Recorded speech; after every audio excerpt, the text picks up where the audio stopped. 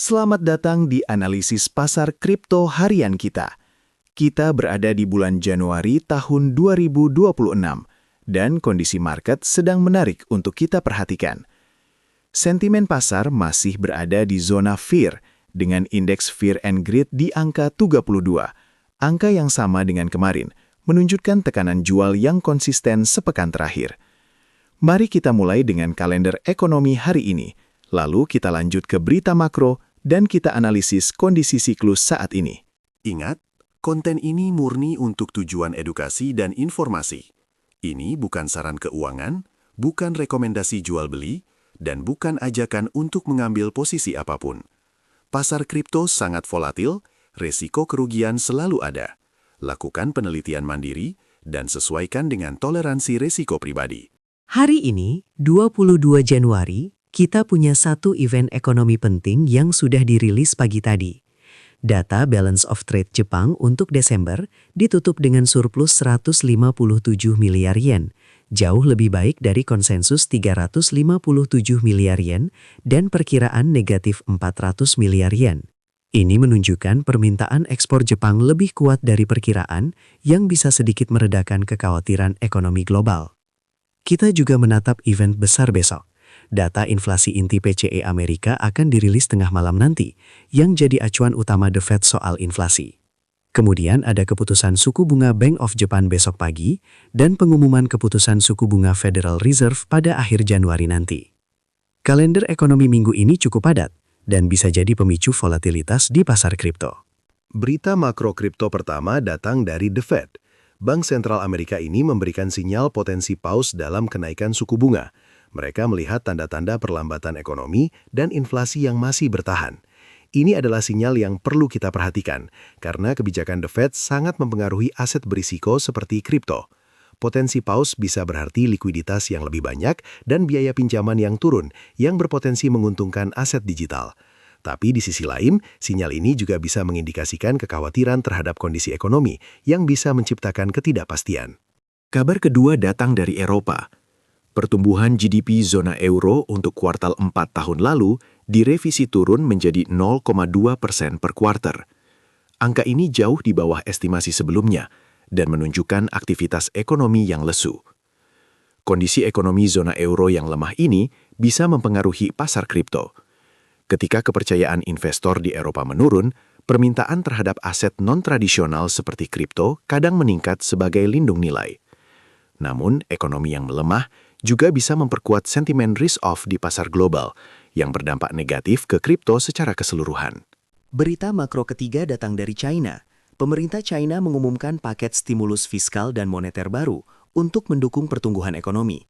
Ini termasuk pemotongan pajak, investasi infrastruktur, dan pelonggaran kebijakan moneter. Paket stimulus terbesar sejak tahun 2020. Dari perspektif kripto, kebijakan yang lebih akomodatif dari China bisa meningkatkan likuiditas global dan optimisme investor. Ini bisa berdampak positif ke pasar kripto, meskipun hubungan antara stimulus China dan aktivitas trading kripto di tingkat retail perlu kita perhatikan secara hati-hati. Fear and Greed Index berada di angka 32, masuk dalam kategori fear.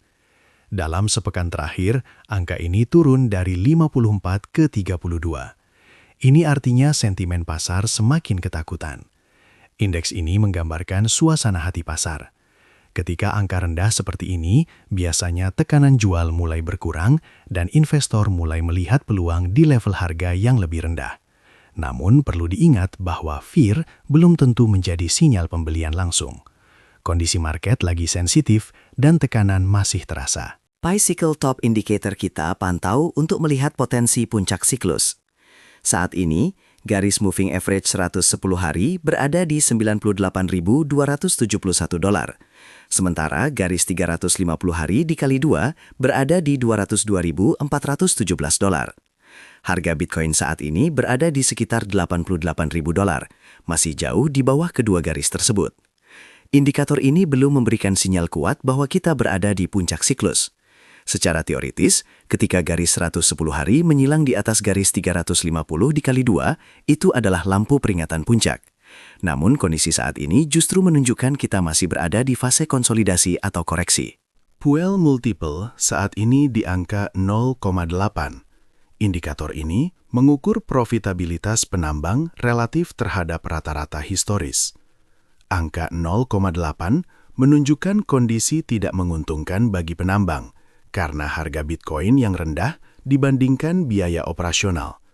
Secara historis, level di bawah 1 sering terjadi di fase akhir bear market atau awal akumulasi. Ketika Puel Multiple mendekati angka 1 ke atas, itu menunjukkan margin keuntungan penambang mulai pulih, yang biasanya terjadi di fase awal bull market. Jadi, angka 0,8 ini menunjukkan kita masih berada di fase akumulasi atau konsolidasi, belum masuk fase ekspansi kuat. Dari 30 indikator siklus yang kita pantau, tidak ada satupun yang saat ini memberikan sinyal kuat bahwa kita berada di puncak siklus. Mari kita lihat 3 indikator menarik. Pertama, Bitcoin AR999 Index saat ini di angka 0,55, masih jauh di bawah level 4 yang menjadi target puncak. Kedua, MVRV Z-Score di angka 1,09, masih jauh di bawah level 5, yang menunjukkan pasar sedang dalam kegembiraan berlebihan. Ketiga, Bitcoin Rainbow Chart saat ini berada di level 2, di mana level 5 adalah zone bubble. Jadi, data menunjukkan kita masih berada di fase awal atau tengah siklus, belum mendekati puncak. Namun, perlu diingat, kondisi market sensitif dan bisa berubah dengan cepat. Sekali lagi, semua pembahasan di sini murni untuk edukasi. Ini bukan saran keuangan atau ajakan jual beli. Pasar kripto sangat dinamis dan penuh risiko. Setiap keputusan trading atau investasi adalah tanggung jawab pribadi. Lakukan analisis mandiri dan kelola risiko dengan bijak. Terima kasih telah menemani analisis harian ini.